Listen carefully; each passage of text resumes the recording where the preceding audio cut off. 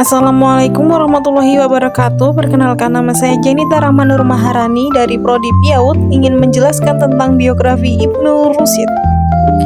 Ibnu Rusyid lahir di Andalusia atau Spanyol, tepatnya di kota Cordoba tahun 526 Hijriah atau 1198 Masehi. Ia lahir dan dibesarkan dalam keluarga ahli fikih.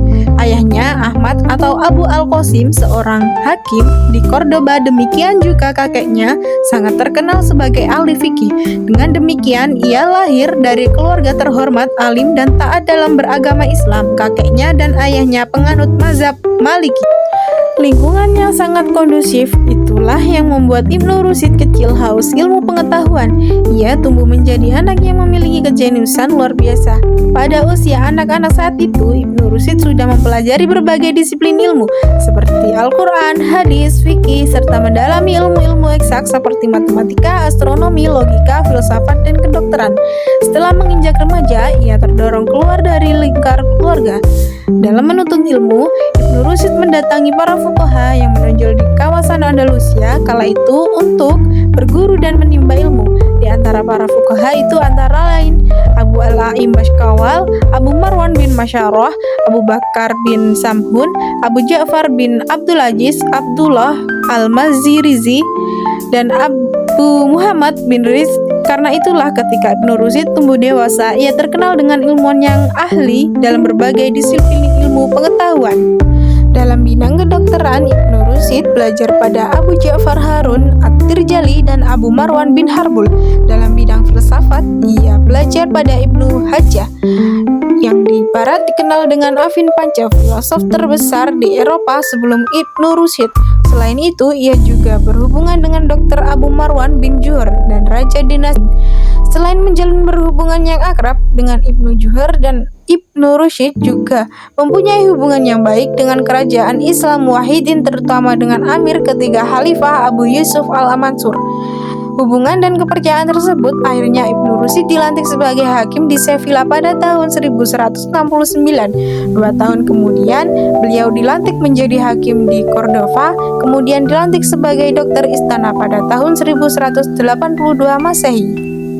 Namun sayang, karena ajaran filsafatnya banyak ulama yang tidak menyukainya. Bahkan ada yang sampai mengkafirkan Ibnu Rusyid. Ada juga sekelompok ulama yang berusaha untuk menyingkirkan dan memfitnah bahwa dia telah menyebarkan ajaran filsafat yang menyimpang dari ajaran Islam. Atas tuduhan itulah Ibnu Rusyid diasingkan oleh pemerintah ke suatu tempat bernama Lucena. Tidak hanya itu, banyak di antara karya-karya filsafatnya dibakar dan diharamkan untuk dipelajari. Setelah beberapa orang terkemuka dapat meyakinkan Khalifah Al-Mansur tentang kebersihan dari Ibnu Rusyid dari fitnah dan tuduhan tersebut, maka ia baru dibebaskan. Akan tetapi tidak lama kemudian fitnah dan tuduhan seperti semula kembali terulang. Sebagai akibatnya, pada kali ini Ibnu Rusyid diasingkan ke negeri Maghribi atau Maroko. Di sanalah kemudian Ibnu Rusyid menghabiskan sisa-sisa umurnya hingga datang ajal menjemputnya pada tanggal 19 Safar 595 Hijriah atau 10 Desember 1198 Masehi. Ia wafat dengan meninggalkan banyak warisan keilmuan yang dikenal Barat dan Timur. Kematiannya menjadikan kehilangan yang cukup besar bagi kerajaan dan umat Islam di Spanyol. Beliau tidak meninggalkan sebarang harta benda, melainkan ilmu dan tulisan dalam berbagai bidang seperti falsafah, kedokteran, ilmu kalam, falak, fikih, musik, kaji binatang, tata bahasa, dan nahwu.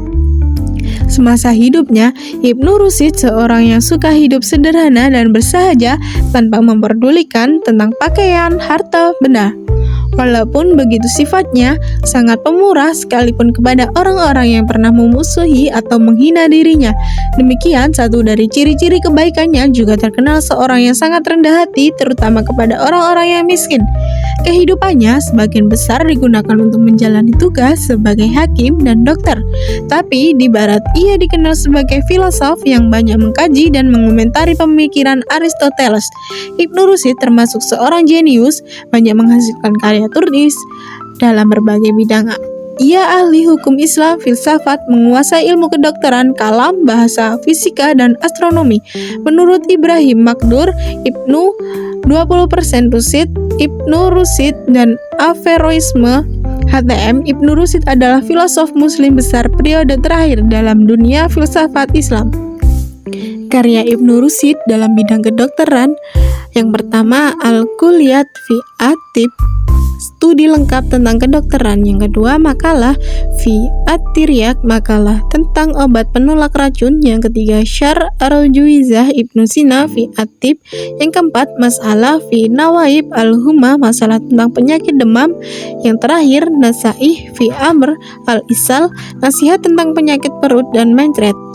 Dalam bidang ilmu astronomi, yang pertama Jauhar Al-Ajram As-Samawiyah, struktur benda-benda langit. Yang kedua makalah fi Harkah Al-Jim As-Samawi, makalah tentang gerakan meteor. Yang ketiga Kalam La Ru'yah Jim As-Sabitah, pendapat tentang melihat meteor yang tetap tak bergerak. Bidang fikih dan usul fikih. Bidayah Al-Muqtasid wa An-Nihayah Al-Muqtasid, dasar mujtahid dan tujuan orang yang sederhana. Yang kedua Ad-Dar Al-Kamil fi Al-Fiqh, studi fikih yang sempurna. Yang ketiga Risalah Ad-Dahayah, risalah tentang kurban. Bidang ilmu nahwu, yang pertama kitab Ad-Daruri fi An-Nahw, yang penting dalam ilmu nahwu. Yang kedua Kalama'la Al-Kalimah wal Al-Is Al-Musitak, pendapat tentang kata dan isim musitak. Berikut potret Ibnu Rusyid dan foto patung. Sekian, terima kasih. Wassalamualaikum warahmatullahi wabarakatuh.